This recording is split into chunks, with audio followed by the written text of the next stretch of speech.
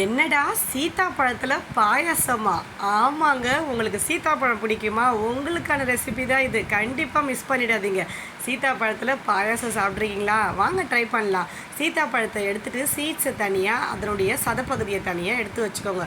கொஞ்சம் கஷ்டம்தான், ஆனால் இந்த டேஸ்ட்டை சாப்பிட்டு முடிச்சதுக்கப்புறம் எதுவுமே தெரியாதுங்க. இப்போ நான் வந்து லைலான் ஜவ்வரிசி எடுத்திருக்கேன். இந்த ஜவ்வரிசியை ஒரு 1 ஹவருக்கு முன்னாடியே நான் ஊற வச்சுட்டேன். நீங்கள் மாவு ஜவ்வரிசி இருந்தாலும் நம்ம செஞ்சுக்கலாம். இது 1 ஹவர் கழித்து அதுக்கப்புறமேட்டுக்கா இதை நான் அடுப்பில் வந்து வேக வச்சுக்க போகிறேன்.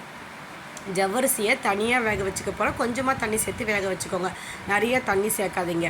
அதுக்குள்ளே இன்னொரு சைடு வந்து ஒரு 1/2 லிட்டர் பால் எடுத்திருக்கேன். இந்த 1/2 லிட்டர் பால் வந்து நம்மளுக்கு 1/4 லிட்டர் அளவுக்கு சுண்டுற அளவுக்கு காய்ச்சிக்கோங்க.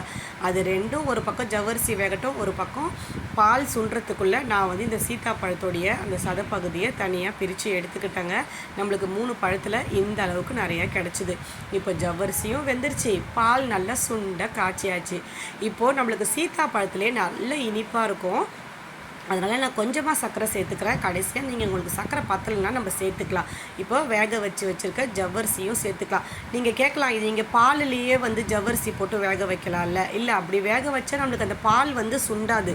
சுண்ட காய்ச்சினதுக்கு அப்புறம் தான் அந்த பாலில் நம்ம வந்து வேக வச்ச ஜவ்வரிசியை போட போகிறோம். அது மாதிரி ஜவ்வரிசியில் நிறைய தண்ணி சேர்த்து வேக வைக்கக்கூடாது.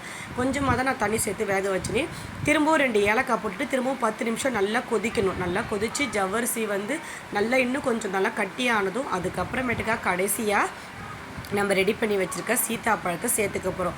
சீத்தாப்பழத்தை அந்த சூடோடு சேர்த்துட்டு அடுப்பை ஆஃப் பண்ணிவிடுங்க. அதுக்கப்புறம் கொதிக்க வைக்காதீங்க. அந்த சூடுலேயே சீத்தாப்பழத்தோடைய ஃப்ளேவரு, டேஸ்ட்டு எல்லாமே இறங்கிடுச்சிங்க. அவ்வளோ டேஸ்ட்டாக இருந்துச்சு. அப்புறம் என்ன, நம்ம தாளிச்சிக்க வேண்டியதான். நான் கொஞ்சமாக நெய் சேர்த்து தாளிச்சிக்கிறேன். எதனாலனா நம்ம வந்து இதை கூலிங்காகவும் வச்சு சாப்பிட்லாம், ஐஸ்கிரீம் வச்சு. அதனால் நெய் நிறையா சேர்த்தா எனக்கு பிடிக்காது.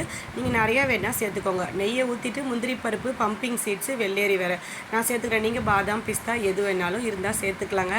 அவ்வளோதாங்க, சூப்பராக சீத்தாப்பழம் பாயாசம் ரெடி ஆகிடுச்சுங்க. உண்மையாலுமே சொல்கிறேங்க, இதனுடைய டேஸ்ட்டு எப்படி இருந்துச்சுன்னா அப்படி இருந்துச்சு. கொஞ்சம் டிஃப்ரெண்ட்டாக ட்ரை பண்ணுன்னா கண்டிப்பாக ட்ரை பண்ணி பாருங்கள். இப்போ நம்ம ஊற்றி சர்வ் பண்ண வேண்டியது தான். திரும்பவும் சொல்கிறேன், பால் வந்து 1 லிட்ரு பால் 1/4 லிட்ரு ஆகணும். 1 லிட்ரு பால் இல்லை 1/2 லிட்ரு அளவுக்கு சுண்டை காய்ச்சி எடுத்துக்கோங்க. அப்போ தான் டேஸ்ட்டு சூப்பராக இருக்குமே. இன்னும் வெயிட் பண்ணுறீங்க? நம்ம சேனல் சப்போர்ட் பண்ணுங்கள். நம்ம சேனல் பிடிச்சிருந்தா நம்ம சேனலுக்கு லைக் பண்ணிவிட்டு மறக்காமல் கமெண்ட் பண்ணுங்கள்.